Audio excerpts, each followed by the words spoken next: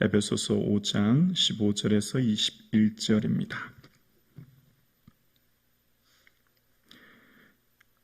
살아계신 하나님의 말씀을 한 목소리로 고백드리겠습니다. 함께요. 그런즉 너희가 어떻게 행할지를 자세히 주의하여 지혜 없는 자같이 하지 말고 오직 지혜 있는 자같이 하여 세월을 아끼라. 때가 악하니라. 그러므로 어리석은 자가 되지 말고 오직 주의 뜻이 무엇인가 이해하라. 술 취하지 말라. 이는 방탕한 것이니 오직 성령으로 충만함을 받으라. 시와 찬송과 신령한 노래들로 서로 화답하며 너희의 마음으로 주께 노래하며 찬송하며 범사에 우리 주 예수 그리스도의 이름으로 항상 아버지 하나님께 감사하며 그리스도를 경외함으로 피차 복종하라. 아멘. 예수 그리스도의 기쁨이 충만한 하루 되어질 수 있기를 주의 이름으로 축복합니다. 아멘.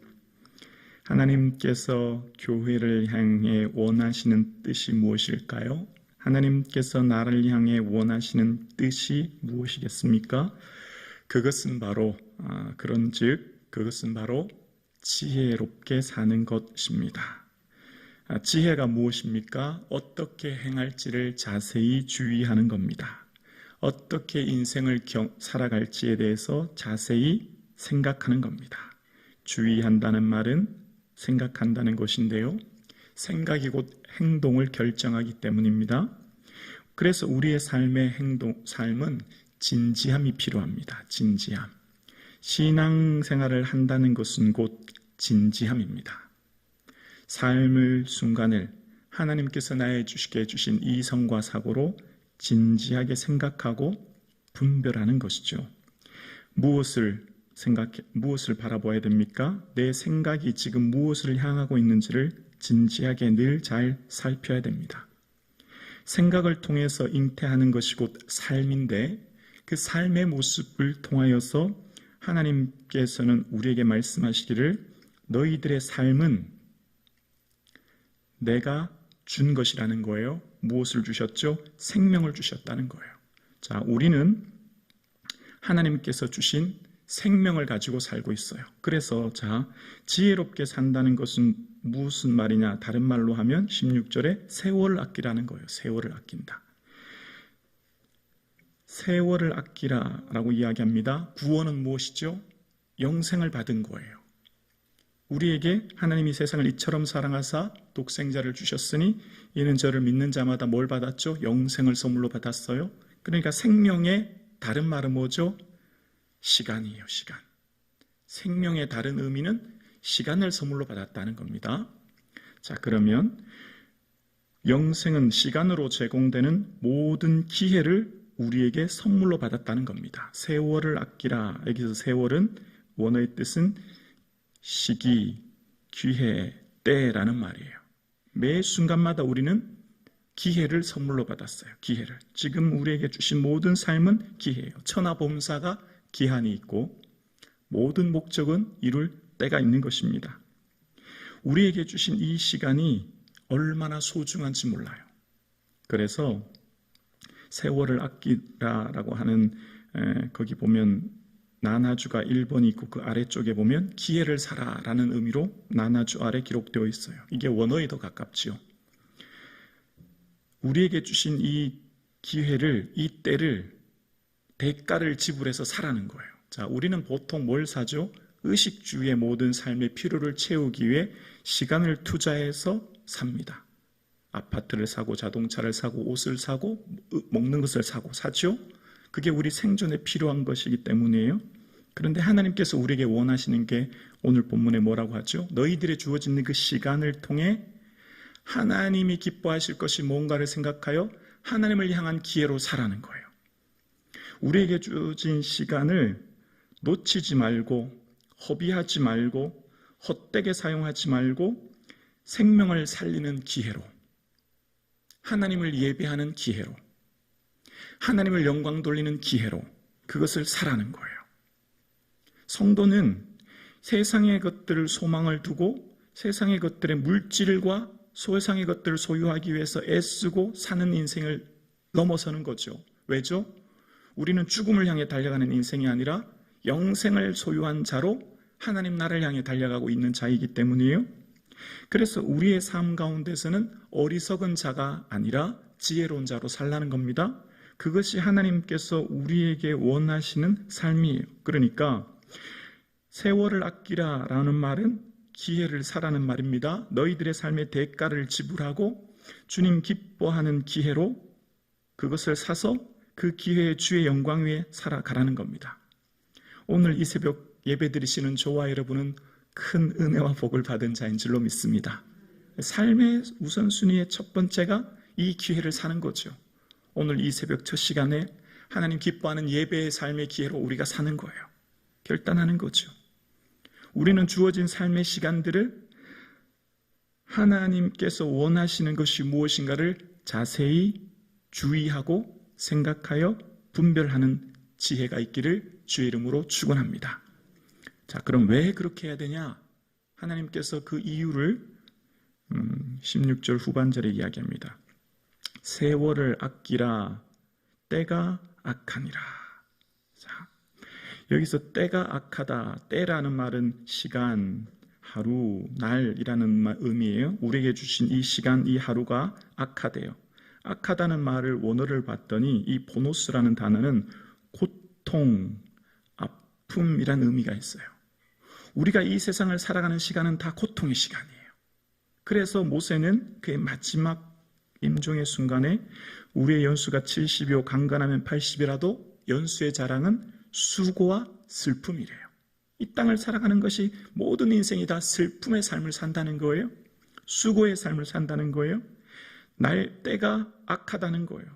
제가 그냥 직역할 때 이렇게 직역을 해봤습니다. 날들이 고통이다.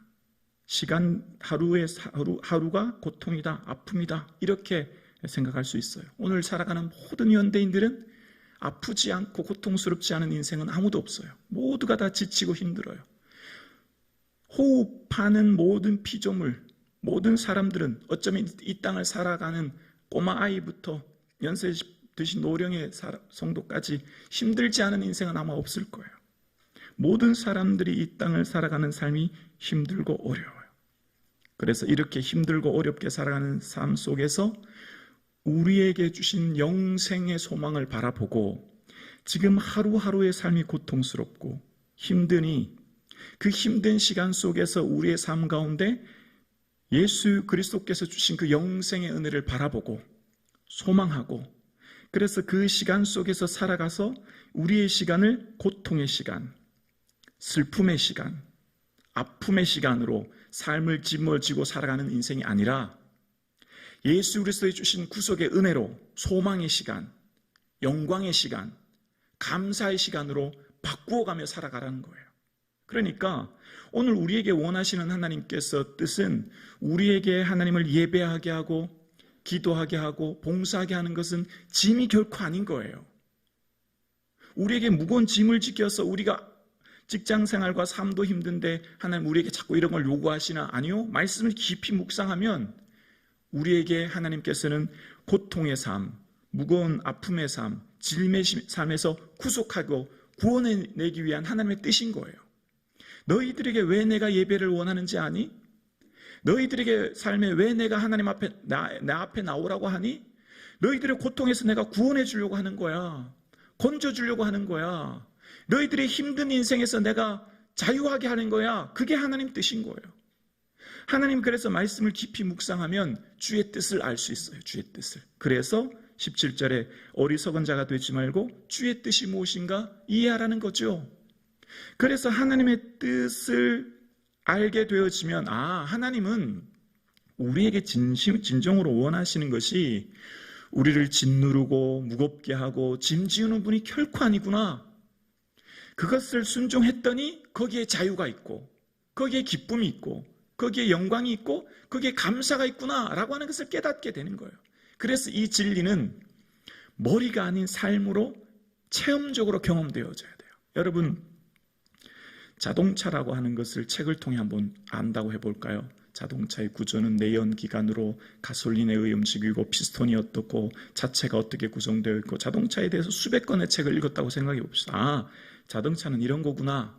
그런데요, 내가 자동차를 직접 타서 운전해 보지 않으면 읽은 책은 아무 소용이 없어요. 내가 직접 자동차를 운전해서 여행을 다녀보고 먼 거리를 다녀봐야 이게 비로소 자동차구나, 자동차는 이런 거구나를 몸으로 깨닫는 거죠. 자동차에 대해서 수백 건 수천 건 책을 읽어도요, 내가 직접 운전해 보지 않고 다녀보지 않으면 의미가 없는 거예요. 그 지식으로 멈춰 있는 건 의미가 없어요. 예수 믿는 게 뭘까요? 예수 믿는 건 머릿속으로 많은 지식을 아는 걸 넘어서는 거예요. 그래서 지식에 넘치는 그리스도의 사랑을 알아가는 거죠.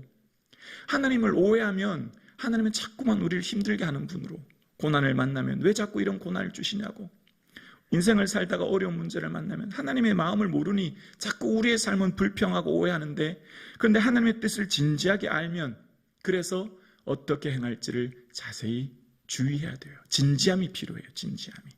우리의 일어나는 사건과 일들, 오늘 하루의 삶도 진지하게 생각해야 돼요. 그러면 하나님이 내게 뭘 원하시는구나.